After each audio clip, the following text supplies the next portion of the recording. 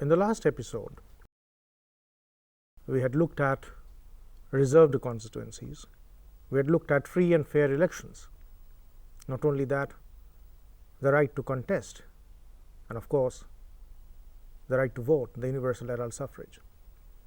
In this episode, we will look at the Election Commission, the function and composition, and of course, something else that I kept a secret in the last episode, that is electoral reforms. So first let us study a bit about the Election Commission. The Election Commission, as I told you, is a constitutional body which is laid down in Article 324, Clause 1, and it is entrusted with what? With superintendence, direction, and control of two things. First, the preparation of electoral rolls. A single electoral roll is prepared for Lok Sabha and Vidhan Sabha elections. So it is entrusted first and foremost with the preparation of electoral rolls, and second, entrusted with the actual conduct of elections to Parliament, to state legislatures, and to the offices of President and Vice President of India, not to the local bodies. This you must remember. So elections where? Elections at what levels? Does the Election Commission conduct? Parliament, state legislatures. Parliament means both Lok Sabha and Rajya Sabha, state legislatures, and the offices of President and Vice President of India. The Election Commission not only does that, it has other important functions. These are the two broad functions that I talked about just now. The other important functions are, it decides on the election schedule for general, state, and by-elections. I talked about by-elections in the last episode. So for general elections, state elections, and by-elections, when nominations can be filed, when they can be withdrawn, last date of withdrawal. So the Election Commission gives out notification when counting is to be done, when are results to be declared. All these things, all the dates, the relevant dates for an election are decided by the Election Commission. Not only that, for the sake of free and fair elections, it can postpone or cancel election, the election process, in either the whole of India or any part of India, any region of India. And not only that, the Election Commission recognizes the various political parties. You know that there are certain parties which are national level parties, all India parties, certain parties which are state level or regional parties. So it recognizes those parties and it allots the election symbols to the various parties. And the election symbols allotted are allotted not only to parties, but to candidates who don't belong to parties. In other words, independent candidates. And the parties that exist, that contest, they may or may not like the symbols allotted to them. That's a different issue. But the election symbols are allotted. This function is performed by the Election Commission. And then there is a model code of conduct that the Election Commission issues. And not only does it issue the model code of conduct, it enforces that model code of conduct. And that code of conduct is for the contesting parties and the candidates to follow. and the Election Commission sees to it, ensures that the parties and the candidates of the various parties and candidates who don't belong to parties follow that model code of conduct. They adhere to that model code of conduct. Not only that, as you know that in every state there is a representative of, if I may use the word, a representative of the Election Commission. This is known as the Chief Electoral Officer. The Election Commission appoints one of the officers of the state government or the union territory as the Chief Electoral Officer.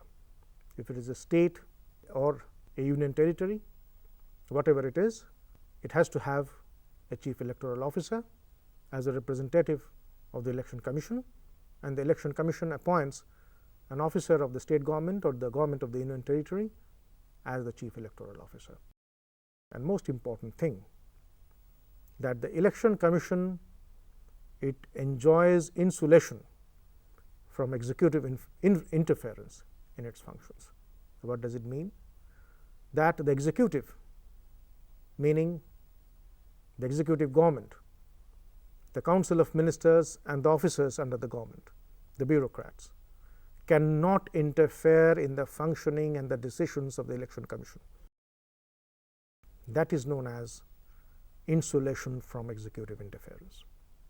So, what is the composition of the Election Commission? Article 324 clause 2 says that there must be a Chief Election Commissioner within the Election Commission and such number of other election commissioners as the President may from time to time decide. The number of commissioners may vary.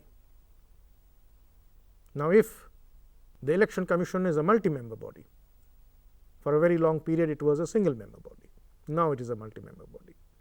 Now, if it is a multi-member body, then Article 324 clause 3 says that the Chief Election Commissioner, the CEC, shall act as the chairman of the Election Commission, and decision is to be taken by the majority. An attempt must be made to take decisions through consensus, but if a consensus cannot be reached, then majority decision must prevail. Now, who appoints the Chief Election Commissioner and the other election commissioners? They are appointed by the President of India on the advice of the Union Council of Ministers. Like other appointments, the President of India appoints them, and they are appointed up to the age of 65 years, or they are appointed for 6 years, whichever is earlier. If they complete 6 years, or if they complete 65 years, whichever comes earlier, they are to retire after that. And they enjoy the same status, and not only they enjoy the same status, the salary and perks that they receive, that are made available to them, they must be equivalent to the judges of the Supreme Court of India. So, the status is equivalent, and the salary and perks that they receive, those are also equivalent to the judges of the Supreme Court of India. So, that is the status of the Chief Election Commissioner and the other election commissioners. Now, how can the Chief Election Commissioner be removed? He cannot be removed at will. The executive government may not like certain decisions of the Chief Election Commissioner. So, the executive government gets into a conflict with the CEC and tries to remove him or her. That cannot happen. That cannot happen. The Chief Election Commissioner can be removed by the President of India only after he or she has been impeached by Parliament. In other words, the impeachment is recommended by both houses through a special majority of 2/3 of members present and voting. So if that thing does not happen, if Parliament has not impeached the Chief Election Commissioner, he or she cannot be removed by the President of India. But the other election commissioners, they can be removed by the President only on the recommendation of the Chief Election Commissioner. They cannot be removed by the executive government just like that. If they have to be removed, they have to be removed on the recommendation of the CEC. So I told you about the elections to the local bodies, the municipalities, the corporations and the panchayats not being conducted by the Election Commission. At one point of time they were, but by the Constitution 73rd Amendment of 1992 and the Constitution 74th Amendment of the same year, it established state election commissions in all states. For what? For the same reason that the Election Commission itself exists, for the superintendence, direction and control of those two important things. One, the preparation of electoral rolls and the conduct of elections to the panchayats and municipalities, municipalities meaning municipalities and corporations as well. So state election commissions are separate bodies that exist in the various states, and different from the Election Commission, the state election commissions are statutory bodies. They have been created by statute, whereas the Election Commission is a constitutional body. So in the end, in closing, we will talk about a very important aspect of elections in India known as electoral reforms, because we have seen that no system can be without a flaw. No system can be perfect, and a system operated by human beings cannot always be perfect. So electoral reforms have been talked about for a long time, but from the 1990s onwards, a lot of committees were formed to look into electoral reforms. The names of some committees you must know. Committees involved with the task of suggesting electoral reforms. But then I will tell you about certain electoral reforms, some of which have already been carried out, some of which are yet to be carried out. They have been suggested. Your task as students, after studying the entire chapter on election and representation, apart from the other tasks that you will perform as given in your textbook, you must find out which electoral reforms have already been carried out and which electoral reforms are yet to be carried out. So I will read for your convenience what these electoral reforms are. First, the lowering of the voting age from 21 to 18 years. Introduction of voter identity cards. Introduction of electronic voting machines or EVMs. Every candidate required to declare his or her assets, liabilities, pending criminal cases against them, and educational qualifications. Then increase in security deposit. Limitation in the number of constituencies from which a candidate can fight election to 1. Then limits on campaign expenditure and compulsory auditing of accounts of political parties. Ban on exit polls and opinion polls. state funding of elections. The provision of NOTA, none of the above, in the ballot. Ban on use of official machinery by candidates seeking, especially those candidates who are seeking re-election. Ban on appeals on communal and caste lines. Ban on advertisements in print media and door-to-door campaign 48 hours prior to the closing of poll, and restriction on government advertisements prior to elections.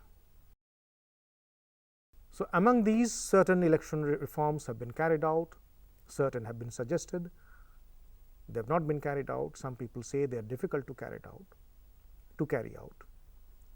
But one which I have not mentioned here, I mention now, that exists in a particular country.